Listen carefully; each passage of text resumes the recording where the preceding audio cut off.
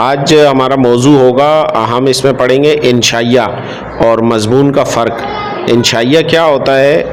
انشائیہ ایک آزاد تخیلاتی اور ذاتی طرز تحریر ہے۔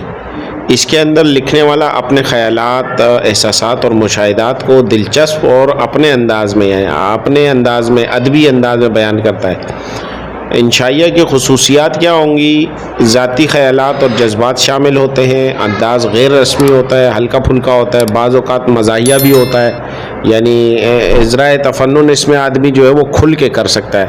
تو موضوع کو سخت ترتیب یا کسی منطقی پابندی کی یا قواعد کی ضرورت نہیں ہوتی اس کے اندر، اور قاری یعنی کہ پڑھنے والے کو یہ محفوظ کرنا اور سوچنے پر مجبور کر دیتا ہے کہ یار اس کا کیا مقصد ہو سکتا ہے، یعنی کہ دونوں سائڈوں پر یہ جا سکتا ہے۔ یعنی کہ ایک آزاد اور تخیلاتی اور ذاتی طرز قسم کی ایک تحریر ہوتی ہے، اس کو انشائیہ کہتے ہیں۔ ٹھیک ہے، مثال کے طور پہ مثلا میری سستی، بارش کا پہلا دن، چائے کی ایک پیالی وغیرہ وغیرہ وغیرہ۔ نیچے ہم اس کے اوپر نا انشاءاللہ ایک مضمون پورا لکھیں گے، ایک ہی موضوع کے اوپر، یعنی ایک ہی عنوان کے اوپر انشائیہ بھی لکھیں گے اور اسی عنوان کے اوپر پھر مضمون بھی لکھیں گے۔ اب جو اس کی دوسری اس کی قسم ہے کہ مضمون کیا ہوتا ہے، ہم نے آج پڑھنا تھا نا انشائیہ اور مضمون۔ تو مضمون کیا ہوتا ہے ابھی اس میں؟ مضمون ایک منظم اور سنجیدہ اور معلوماتی تحریر ہوتی ہے، حوالہ جات سے بھرپور تحریر ہوتی ہے، جس میں کسی موضوع کو دلائل، حقائق اور ترتیب وار بیان کیا جاتا ہے۔ ٹھیک ہے، یہ اس کی مختصر سی تعریف ہو گئی۔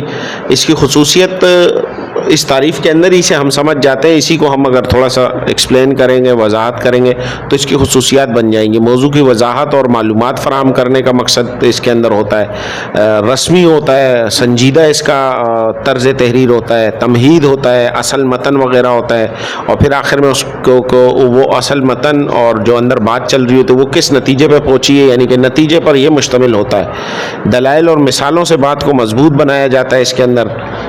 اس کی ایک چھوٹی سی مثال ہم لے لیں گے کہ تعلیم کی اہمیت، ماحولیاتی آلودگی، وقت کی پابندی وغیرہ وغیرہ۔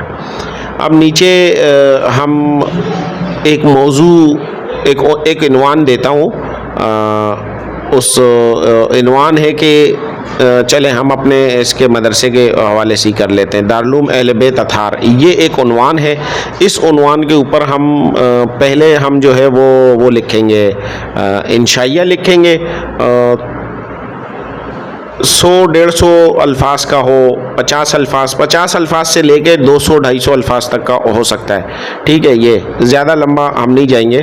تو اس موضوع پہ دارالعلوم اہل بیت اطہار کے اوپر ایک انشائیہ تحریر کریں گے، اور پھر اسی عنوان کے اوپر دارالعلوم اہل بیت اطہار کے اوپر پھر ایک مضمون بھی ہم لکھیں گے۔ تو ہم اچھا اس کے اوپر جو ہم نے تعریف پڑھی ہے اور خصوصیت پڑھی ہے اس کا اس انشائیہ میں بھی خیال رکھیں گے۔ اور اس انشائیہ مختصر ہوتا ہے، موضوع کی جزیات پر بحث کرنے کے بجائے سرسری انداز اس میں اپنایا جاتا ہے۔ نمبر 2، انشائیہ منطقی لحاظ سے بے ربط ہوتا ہے، بلکہ بعض نکات حضرات کے نزدیک تو بے ترتیب اور بے ربطی ہی انشائیہ کا حسن ہے۔ اگر اس میں ربط ہوگا تو پھر یہ انشائیہ نہیں کہلائے گا، یہ مضمون بن جائے گا۔ تو انشائیہ نمبر 3، انشائیہ ایک شگفتہ، بے ساختہ اور بے تکلف صنف نثر کی۔ نمبر 4، انشائیہ ایک داخلی صنف ہے، لکھنے والے کی ذاتی رائے، ذاتی آراء، ذاتی تجربات و مشاہدات، داخلی کیفیت، محسوسات، ذہنی تخیل، قلبی واردات وغیرہ پر مشتمل ہوتا ہے۔ اس سے ہمیں یہ دیکھو یہ سمجھ میں آ جائے گا کہ یہ جو شاعری ہوتی ہے یہ انشائیہ پر مشتمل ہوتی ہے۔ اس کے اندر یہی ہوتا ہے نا، ذاتی خیالات ہوتے ہیں، ذہنی تخیل ہوتا ہے، واردات قلبیہ جو بھی آ رہی ہوتی ہیں، اب اس کو وہ اپنے انداز میں بیان کر رہا ہوتا ہے۔ تو شاعری جو ہے وہ انشائیہ کی ایک قسم ہے۔ نمبر 5، انشائیہ محض وقتی شگفتگی، لطافت اور تازگی کا باعث بن سکتا ہے۔ نمبر 6، مصنف کی اپنی ذات خصوصی طور پر نمایاں رہتی ہے۔ اور نمبر 7، انشائیہ میں زیادہ تر عدم تکمیل کا احساس ہوتا ہے، تشنگی محسوس ہوتی رہتی ہے۔ نمبر 8، انشائیہ نگار اپنے انشائیہ کے ذریعے کوئی خاص نتیجہ نہیں نکالتا، یا انشائیہ پڑھنے سے بھی کوئی خاص نتیجہ برآمد نہیں ہوتا، فقط ایک تشنگی جو یعنی کوئی خاص نتیجہ برآمد نہیں ہوتا۔ نمبر 9، انشائیہ کا اختتام اچانک ہوتا ہے، نمبر 10، انشائیہ نگار کسی خاص مقصد یا اصلاح کی خاطر انشائیہ نہیں لکھتا، اس میں مشورہ، اصلاح، مسائل کا حل وغیرہ نہ ہونے کے برابر ہوتے ہیں۔ نمبر 11، انشائیہ نگار کی ذاتی مداخلت، داخلیت کی وجہ سے اسے ہم کہہ سکتے ہیں مختصر مضمون یا آرٹیکل وغیرہ وغیرہ، اس طرح یہ کہا جا سکتا ہے۔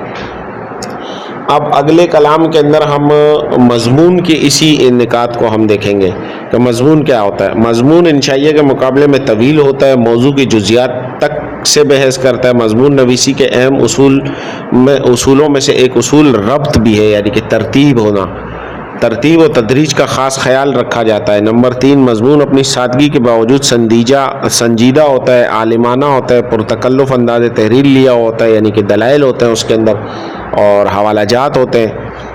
مضمون خارجی عوامل کا مطالعہ اور تحقیق کو بیان کرنے کا نام ہوتا ہے۔ کسی موضوع یا مسئلے کے متعلق مضمون نگار کی اپنی آراء شامل ہو سکتی ہیں، لیکن حقیقت پسندی سے مفرد انحراف ممکن نہیں ہوتا۔ نمبر 5، مسائل کے حل اور علوم کے مختلف پہلوؤں پر بحث کی وجہ سے پر اثر اور دیرپا ثابت ہوتا ہے۔ نمبر 6، مضمون ذاتیات سے کسی قدر ماورا ہوتا ہے اور مضمون نگار کی ذات عام طور پر مضمون پر اثر انداز نہیں ہوتی۔ نمبر 7، عام طور پر موضوع کے تمام پہلوؤں کا مکمل نہیں تو کسی حد تک جائزہ لیا جاتا ہے۔ نمبر 8، مضمون نگار مضمون کے تمام پہلوؤں کا جائزہ لے کر قاری کو ایک نتیجے پر پہنچاتا ہے اور نتیجہ مضمون کا لازمی جز ہوتا ہے۔ نمبر 9، مضمون کا اختتام خاص ترتیب سے آنے والے حقائق کے بعد منطقی لحاظ سے وقوع پذیر ہوتا ہے۔ نمبر 10، مضمون خاص پلاننگ اور مقصد کے تحت لکھا جاتا ہے۔ مضمون نگار کا مقصد کسی مسئلے کا حل ڈھونڈنا ہوتا ہے، وہ مشورے بھی دیتا ہے، اصلاح احوال کی راہ بھی تجویز کرتا ہے۔ اور نمبر 11، صحیح طور پر مضمون کا مترادف ایسے، یعنی کہ انگریزی کا جو ایسے ہوتا ہے اس کا مترادف مضمون ہی ہے۔ ٹھیک ہے جی۔ اب ہم ان نکات سے انشائیہ اور مضمون کا فرق کافی حد تک ہمیں سمجھ میں آ بھی گیا ہے، اور اس فرق کو سمجھنے کے لیے ایک لائن یہ میں کہتا ہوں کہ مضمون میں عموماً ایک تمہید ہوتی ہے جس میں مضمون کا تعارف کرایا جاتا ہے، پھر اس کی خوبیاں اور خامیاں دلائل کے ساتھ واضح کی جاتی ہے اور آخر میں نتیجہ نکال لیا جاتا ہے، اخذ کیا جاتا ہے۔ جبکہ اس کے برعکس جو ہے نا، انشائیہ جو ہوتا ہے وہ مضمون نگاری کا ایک خاص انداز ہے جس میں تمہید ہوتی ہے اور نہ ہی دلائل کا کوئی سلسلہ قائم کیا جاتا ہے، نہ کسی قسم کا نتیجہ اخذ کیا جاتا ہے، اس میں ربط بھی ہونا ضروری نہیں ہے۔ انشائیہ نگار جو ہے وہ موضوع کے بارے میں اپنے شخصی تجربات، انفرادی تاثرات پیش کر رہا ہوتا ہے۔ ٹھیک ہے، آج کے لیے امید ہے کہ یہ کافی ہوگا۔ تو اس کے جو ہم نے 2 صنف ہم نے پڑھی ہے، اس صنف جو پڑھی ہے ایک انشائیہ اور مضمون، تو انشائیہ ایک عنوان ہے ہمارے پاس دارالعلوم اہل بیت اطہار۔